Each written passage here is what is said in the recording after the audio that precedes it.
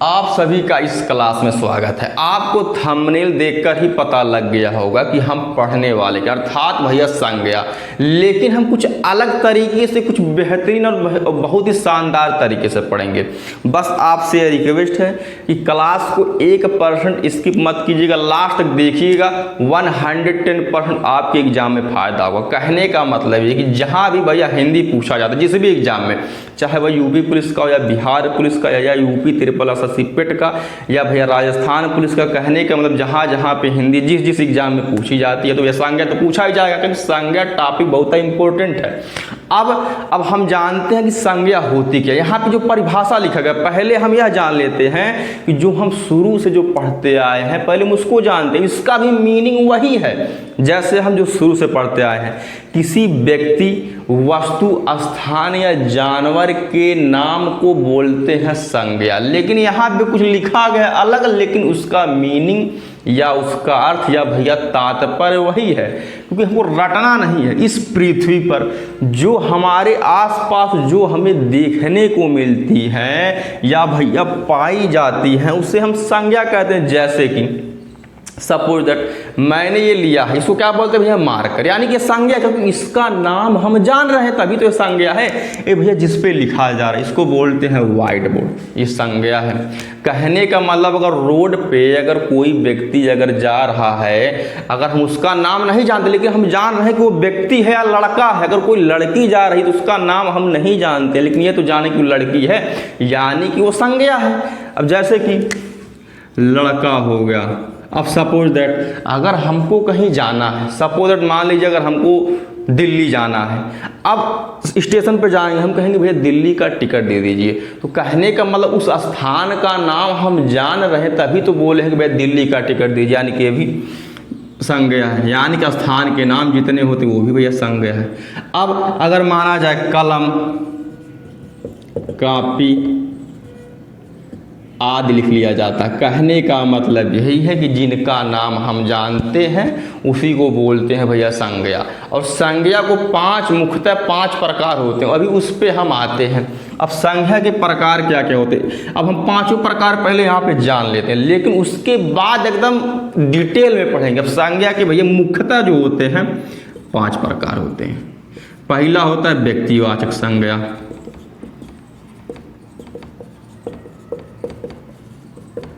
दूसरा हो जाएगा जातिवाचक संज्ञा। अच्छा एक बात और, व्यक्तिवाचक और जातिवाचक में जो कोई ज़्यादा डिफरेंस नहीं होता। जैसे कि ये लड़का जो लिखा गया ये भैया जातिवाचक में, लेकिन अगर इस लड़के का अगर हम नाम जानते हैं तो आ जाता है तुरंत व्यक्तिवाचक में। जैसे दिल्ली है, अब ये दिल्ली ये व्यक्तिवाचक है। व्यक्तिवाचक का मतलब है अगर हम इस स्थान या इस प्लेस का नाम लेते हैं तो केवल हम जानते हैं भैया इस भारत देश में या इस देश में दिल्ली केवल एक ही है जो कि भारत की राजधानी, यानी कि व्यक्तिवाचक में आ जाएगा। बाकी अभी हम आते हैं अब आगे। अब तीसरा भैया हो जाएगा समूहवाचक,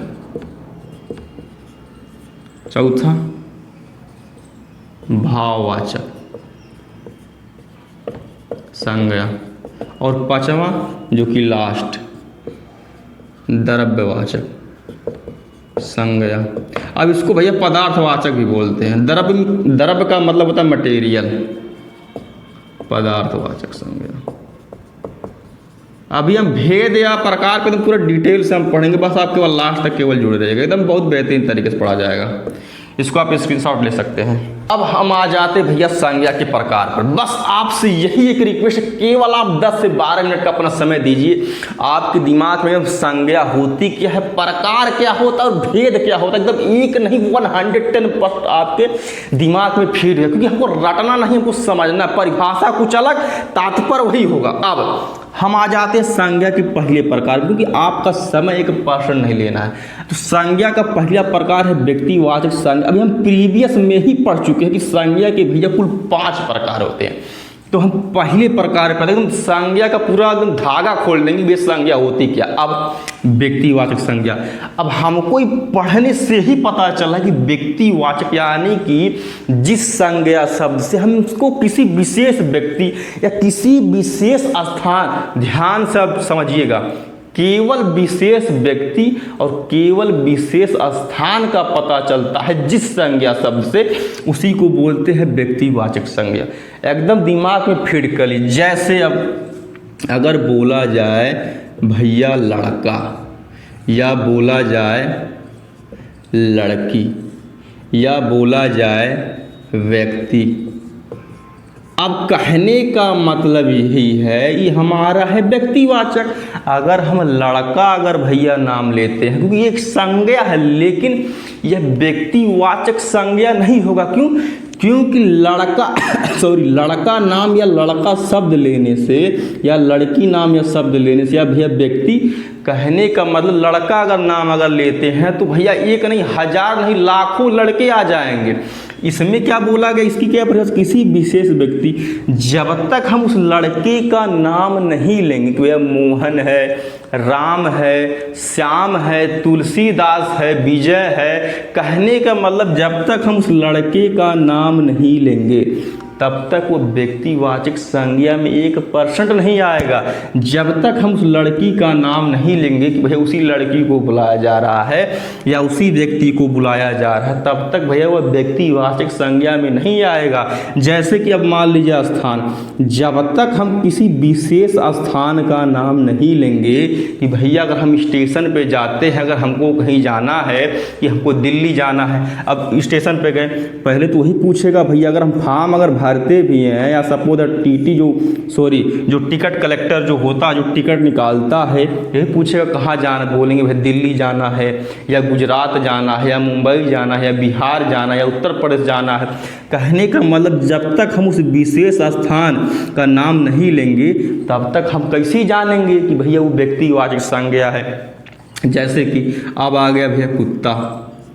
अब कुत्ता भी एक व्यक्तिवाचक संज्ञा नहीं है यह भैया। अच्छा एक बात और, ये चारों है जातिवाचक संज्ञा। मैं ही बोला था कि व्यक्तिवाचक और जातवाचक संज्ञा में केवल माइनर सा डिफरेंस होता है। अब एक बात, कुत्ता लिखा गया, कुत्ता एक भैया जानवर होता है, सबको पता है, लेकिन जब तक हम इस कुत्ते का नाम नहीं लेंगे, जैसे सभी के घरों में कुत्ते, सभी के मतलब कुछ लोगों के घरों में कुत्ते पाले जाते हैं, शौक होता है, लेकिन जब तक अब जिनके घरों में भैया पाले जाते हैं वो भैया नाम रख देते हैं, भैया क्या कहते हैं, टॉमी बोल देते हैं, जिम्मी कह देते हैं। कहने का मतलब कुत्ते का नाम रख, व्यक्ति का नाम तो होता ही है, भैया कुत्ता का भी नाम रख दे रहे हैं। तो कहने का मतलब जब तक उसका विशेष नाम नहीं होगा तब तक वो व्यक्तिवाचक संज्ञा की कैटेगरी में नहीं आएगा। जैसे कि अगर कहा जाए भैया महासागरों के नाम, अगर यहीं पे 2 मिनट ये चल नहीं रहा है, अगर कहा जाए महासागरों के नाम, अब महासागरों के नाम, अब महासागर में सबको पता है, प्रशांत महासागर, हिंद महासागर, आर्कटिक महासागर। अगर ये बोला जाए केवल महासागर तो भैया वो व्यक्तिवाचक में नहीं आए, क्योंकि महासागर में भैया कई महासागर आ जाएंगे।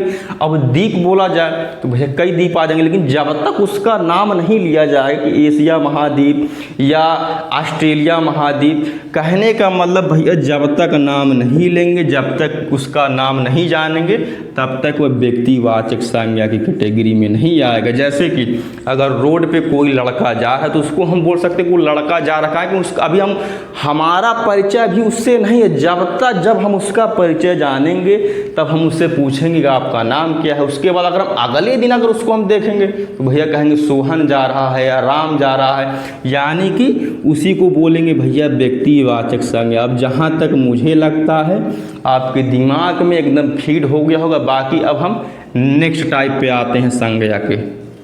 अब हम आ जाते हैं भैया संज्ञा के अगले प्रकार पर, अर्थात जातिवाचक संज्ञा। बस आप यही जान लीजिए, एक भी सिंगल पॉइंट छोड़ा नहीं जाएगा, एकदम पेपर की दृष्टि से एकदम जान लीजिए, बहुत महत्वपूर्ण होगा। केवल आप लास्ट तक देखिए क्लास, उसके बाद तब खुद आप कमेंट करिएगा।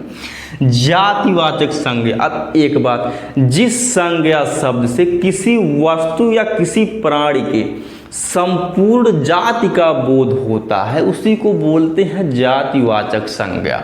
अब जैसे कहने का मतलब ये है कि भैया लड़का, या कहा जाए लड़की, या कहा जाए भैया गाय। अच्छा एक बात तो, अगर आप परिभाषा अगर आप जान लेते हैं तो एक नहीं आप हजारों एग्जाम्पल या हजारों उदाहरण आप खुद बना सकते हैं, खुद लिख सकते हैं। गाय, कहा जाए आम, या भैया कहा जाए नदी। अब बाकी और भी उदाहरण है, या कहा जाए भैया बहन, भाई आदि। उदाहरण तो और भी हैं। आप अगर परिभाषा अगर अपने दिमाग में या उसका भैया जातिवाचक संज्ञा होती है, अगर आपके दिमाग में अगर फीड हो जाता है तो आप एक नहीं हजारों एग्जाम्पल खुद बना सकते हैं और खुद अलग कर सकते हैं कि जातिवाचक संज्ञा क्या है और व्यक्तिवाचक संज्ञा क्या है। ठीक, बाकी अब हम इसको समझते हैं। जैसे कि कहा गया लड़का। अब पहली बात तो यह है, अगर मान लीजिए अगर कोई अध्यापक अगर क्लास में है, अब कोई अगर लड़के अगर भैया शोर मचा रहे हैं, अगर पढ़ नहीं रहे तो यही कहेंगे कि सभी लड़के शांत हो जाएं। अगर किसी एक विशेष लड़के को अगर बोला जाता तो उसका नाम लिया जाता। यानी कि लड़कों में भैया चाहे उस क्लास में या उस कक्षा में चाहे 10 लड़के हों, चाहे 50 लड़के बैठे, यानी कि सभी लड़कों को बोला जा रहा है कि सभी लड़के शांत हो जाएं। उसी प्रकार से भैया लड़की। अब एक बात, अब यहाँ पे हम आते हैं गाय। अब गाय तो भैया एक जानवर है, लेकिन जब हम गाय जब भैया नाम लेते हैं तो हमारे अगल बगल में या हमारे शहर में या हमारे गांव में या हमारे देश में या भैया दूसरे देश में अगर हम गाय अगर नाम लेते हैं तो उसमें सब गाय आ जाएंगे। यहाँ पे किसी एक विशेष गाय के बारे में नहीं बोला गया है कि किसी व्यक्ति के घर पे गाय है और उसका नाम अगर कोई रखा गया तब तो वह व्यक्तिवाचक होगा। लेकिन अगर केवल गाय बोला जाएगा तो वह चाहे हमारे घर हो, चाहे आपके घर या किसी और के घर हो, तो भैया वो जातिवाचक संज्ञा की श्रेणी में आएगा। आम।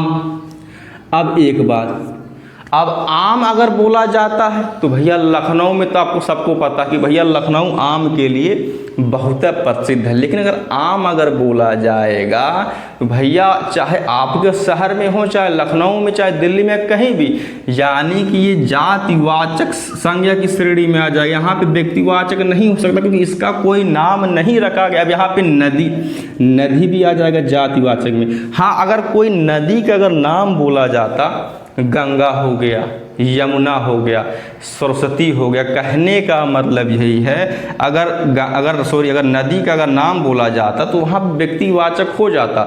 लेकिन इस नदी में यानी कि इस भारत देश में या किसी अन्य देश में जितनी भी नदियाँ हैं भैया इसके अंतर्गत सब नदी आ जाएगी। अर्थात कहने का मतलब यही है कि आ जाएगा जातिवाचक में। उसी प्रकार से बहन हो गया, भाई हो गया, बाकी अन्य एग्जाम्पल या और उदाहरण हैं। बहन, अब देखिए बहन कैसे, अब बहन का मतलब चाहे मेरी बहन हो या किसी और की बहन हो, मतलब सब बहनें उसमें आ जाएंगी, यानी कोई जातिवाचक हो जाएगा। लेकिन अगर बहन का अगर किसी का नाम लिया जाता है तो भैया वो व्यक्तिवाचक संज्ञा की श्रेणी में आएगा।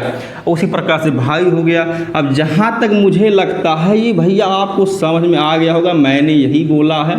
अगर आप परिभाषा को अगर ध्यान से अगर आप समझेंगे तो एक नहीं आप हजारों एग्जाम्पल खुद बना सकते हैं। अब हम आते हैं अपने नेक्स्ट प्रकार पे।